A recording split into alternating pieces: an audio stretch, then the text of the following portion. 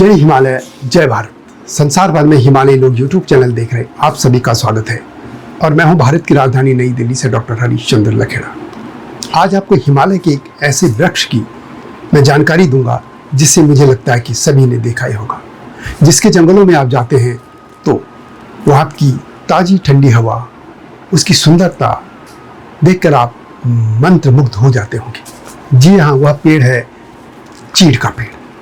और यह पेड़ मूलतः हिमालय का ही है, यानी हिमालय इसका मूल निवास है।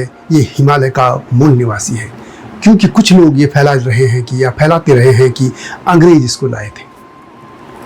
और यह आपको अफगानिस्तान से लेकर पाकिस्तान, भारत, नेपाल और आगे भूटान पूरा और आगे तक भी जो भारत का हिस्से हैं वहां तक मिल जाता है। इस पेड़ को लेकर बहुत राजनीति भी हुई है। कई तरह के लोग समाज में आए हैं। कुछ पर्यावरणवादी कहते हैं कि इस पेड़ के पूरे जो जंगल है उनको साफ कर देना चाहिए, लेकिन सच्चाई इसके बिल्कुल उलट है। वास्तव में यह एक बहुत मासूम पेड़ है, बहुत कम पानी इसको चाहिए। और इस पेड़ की खासियत यह है कि किसी ज़माने में जब टीबी लोगों को हो जाती थी, जब इसका इलाज नहीं था, तो इनको इन्हीं जंगलों के बीच में लोगों को ले जाया जाता था। बहुत सी गाथाएं हैं और हिमालय का, और ख़ास तौर पर ये पश्चिमी और मध्य हिमालय जिसमें उत्तराखंड भी आता है, हिमाचल भी आता है, उस क्षेत्र का ये मूल निवासी है। यानी ये मूलतः इसी क्षेत्र से पूरे हिमालय क्षेत्र में फैला या पूरे भारत में या अन्य जगह फैला था। क्या है इसकी गाथा, इसी को मैं विस्तार से बताऊंगा। इसके इतिहास में बताऊंगा कि कैसे मैं ये कह रहा हूँ कि ये आज हजारों साल पुराना ये पेड़ है, न कि इसे अंग्रेज लाए थे। लेकिन जब तक मैं आगे बढ़ूँ, आपसे अनुरोध है कि मेरे हिमालय लोग यूट्यूब चैनल को अवश्य सब्सक्राइब कर दीजिएगा, जिन्होंने अब तक ऐसा नहीं किया है या जो चैनल पर नए हैं, और मेरे STB यानी सत्यमेव जयते चैनल को भी देखिएगा। ये आपसे विनम्र अनुरोध है। तो चीड़ की मैं बात करूँगा। यदि आप हिमालय की तरफ गए होंगे या पहाड़ों की तरफ, तो मुझे लगता है भारत के लोग गए होंगे, नहीं तो आपने फोटो देखी होगी किसी भी सीरियल में, फिल्मों में, या इतने अब तो मीडिया हो गया, सोशल मीडिया में देखे होंगे चीड़ के पेड़। वही चीड़ पूरे हिमालय में है। इसके मैं पहले इतिहास बता देता हूँ। कुछ लोग ये फैलाते हैं कि अंग्रेज इसको लाए थे। यदि मैं सिर्फ पहले उत्तराखंड की बात करूँ या हिमाचल की भी, तो अंग्रेज वहाँ पर 1815 में आए थे। 1815 में जब गोरखा और अंग्रेजों का युद्ध हुआ था, नेपाल अंग्रेज युद्ध, तभी अंग्रेजों की वहाँ पे एंट्री हुई थी। और ये हम कह सकते हैं कि तब से 200 साल, मात्र 200 साल ही हुए आज तक, क्योंकि 200 या थोड़ा बहुत आगे। तो इतने कम समय में एक पेड़ कैसे पूरे भूभाग में छा सकता है? पहली थ्योरी तो यही गलत हो जाती है। कहीं पर भी ये उल्लेख नहीं मिलता कि अंग्रेज इसको लाए थे। दूसरी ये कथाएं ये हैं कि यदि आप उत्तराखंड या हिमाचल में भी देखें और नेपाल में भी, एक जो बूढ़ी दिवाली या पुरानी दिवाली या इस तरीके के अलग अलग शब्द हैं, वो खेली जाती है, जिसे उत्तराखंड में इगास बगवाल भी कहते हैं। तो उसमें जो आग की घुमाया जाता है, एक लकड़ी को रस्सी से बांधा जाता है, लकड़ी की छोटी सी 2-4 लकड़ियाँ बांध के और उस पर आग लगा के घुमाया जाता है। वो लकड़ी कौन सी होती है?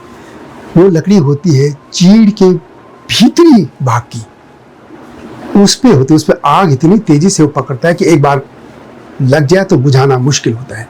तो उसको छिल्लू भी कहते हैं, खासतौर पर गढ़वाल क्षेत्र में। और ये भैलो तब से खेला जाता है जब अंग्रेज तो छोड़िए, मुगल भी छोड़िए, यहाँ भी छोड़िए कि जो मुस्लिम आक्रांत आए थे उनसे भी पहले से खेला जाता है। लगभग 3000 साल पहले से ये खेल खेला जाता है। और ये कथा क्या है? वास्तव में वो कथाएं अलग है, कि अलग से वीडियो मेरी वैसे हिमालय लोग यूट्यूब चैनल में है।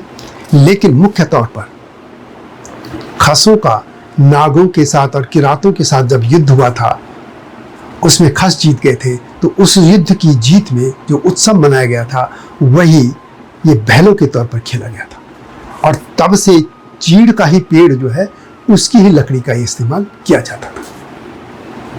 जैसे मैंने पहली वीडियो में, एक वीडियो पहले मैं डाल चुका हूँ जिसमें मैंने कहा कि हिमालय का सबसे जो धार्मिक और पवित्र पेड़ माना जाता है वो है देवदार। और अब मैं कह रहा हूँ कि प्राचीनतम जो पेड़ है, वृक्ष है हिमालय के, उसमें चीड़ का पेड़ नहीं। वास्तव में हुआ ये कि कुछ जो पर्यावरण के नाम पे काम करते रहते हैं, कुछ अच्छा भी काम करते हैं, कुछ उनके कमियां भी हैं, तो उन कुछ लोगों ने ये फैला दिया कि चीड़ हिमालय के लिए बहुत बेकार है और इसको यहाँ इसका समूल नष्ट इसको किया जाना चाहिए। लेकिन जब मैं इसकी आपको हकीकत बताऊंगा, इसकी अच्छाइयाँ बताऊंगा, तो आपकी आंखें खुल जाएंगी कि सच्चाई क्या है। वास्तव में ये पेड़ क्या है, देखिए ये पेड़ कम पानी में भी ये पैदा हो जाता है। आपने कई जगह देखिए, हिमालय में देखिए, खुद हमारे गांव में भी एक बड़ी चट्टान है, उसके ऊपर भी ये पेड़ खड़ा है, यानी इसको कहीं पानी की जरूरत ही नहीं पड़ी। ये जरूर कहा जाता है कि पानी ज्यादा सोख लेता है, पूरे स्रोत नष्ट हो जाते हैं, बंद हो जाते हैं, लेकिन इसकी कोई साइंटिफिक स्टडी नहीं हुई। खुद मेरे गांव के ऊपर जो जंगल है वो चीड़ का ही जंगल है, और वहाँ पर जब से लोग रह रहे हैं, करीब 500-600 साल पहले से, तब से पानी कभी सूखा नहीं। लेकिन कहाँ पर गड़बड़ी है वो मैं भी बताऊंगा, कि पानी या दूसरी वनस्पतियाँ क्यों नष्ट हो रही हैं वो भी मैं बताऊंगा। एक तो ये पेड़ यदि कहीं पर भी लगा दो आप, तो इतनी तेजी से फैलता है, क्योंकि उसका जो फल होता है उसको च्युति कहते हैं लोकल लैंग्वेज में। उसका जब वो पेड़ पे यूं फटता है तो यूं करके यूं फट जाएगा, तो उसका बीज नीचे गिर जाता है, और वो बीज कई चिड़िया खाए या हवा से वो बहुत दूर दूर तक चले जाता है। और जैसे वो गिरा तो इसकी जो पत्तियां हैं, इसको पिरुल कहते हैं, उसके नीचे भी वो चले जाता है, और बारिश में फिर वो उगाता है। कहीं लगाने की इसकी खास जरूरत नहीं पड़ती। वो अलग बात है कि सरकार जहाँ वन नहीं है, जंगल नहीं है, खाली पहाड़ है, वहाँ पे चीड़ को लगाती है। इसके अलावा जब कोई पेड़ सूख जाता है, कभी तो सूखेगा ही, तो इसकी जड़ें बहुत गहरे तक जाती हैं। जब बहुत गहरे तक जाती हैं तो वो तब लकड़ी फिर धीरे धीरे सड़ेगी, और जब बारिश होती है तो उसी की जड़ के नीचे तक, अंदर तक, पहाड़ के अंदर तक पानी जाता है।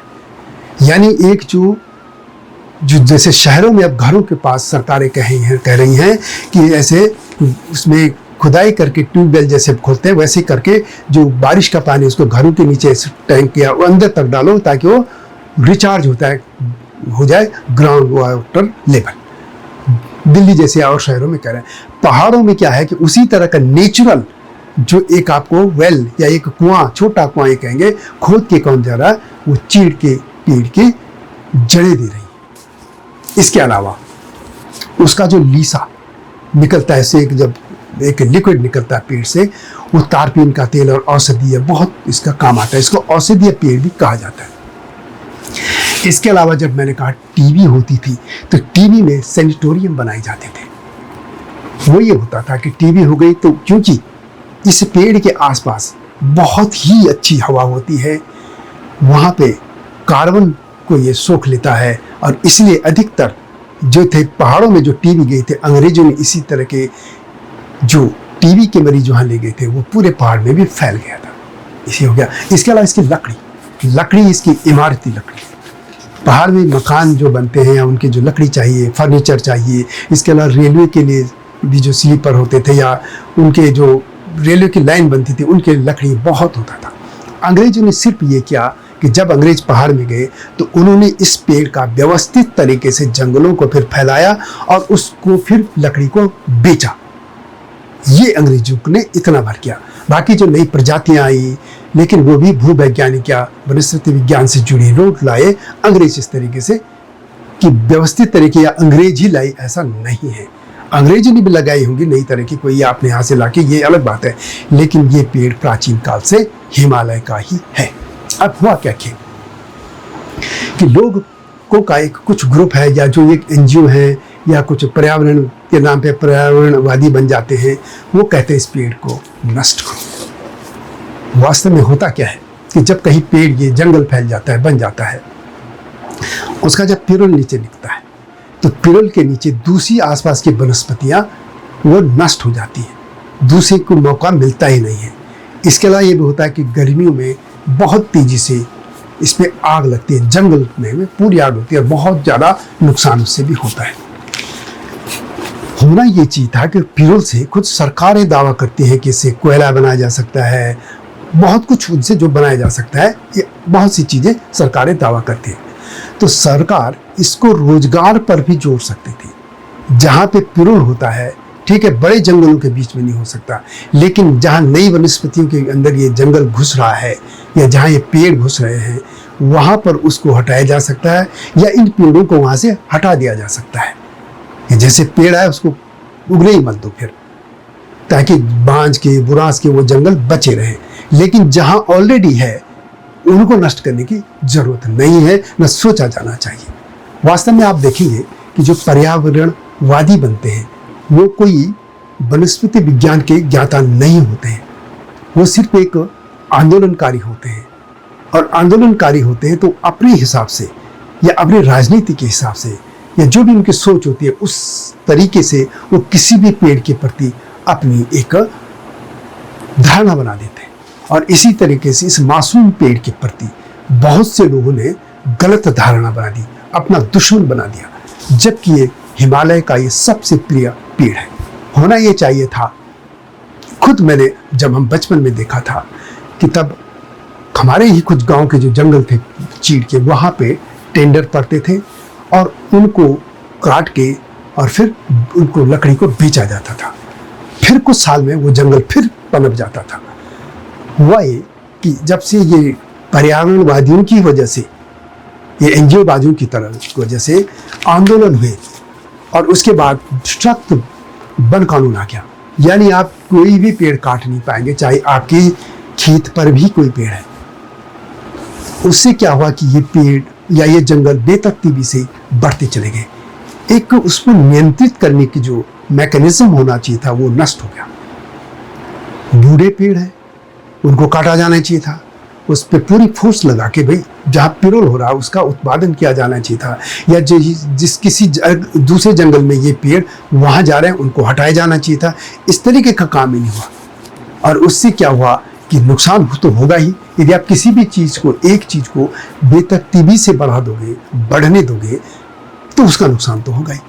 जबकि पेड़ की अच्छाइयों को देखा नहीं गया। बहुत सी इसकी अच्छाइयाँ हैं, वो मैंने तो जो मेरे सामने आई वो मैंने आपके सामने रखी। यह वीडियो कैसे लगी कमेंट में ऐसे लिखें। यदि आपको मेरी वीडियो पसंद आती है तो शेयर भी कीजिए, लाइक भी कीजिए, चैनल को सब्सक्राइब करना न भूलना। जल्दी आऊँगा नई स्टोरी के साथ, तब तक नमस्कार। हिमालय पे पेड़ हो तो गीत गाएंगी नदियाँ, गीत गाएंगी नदियाँ।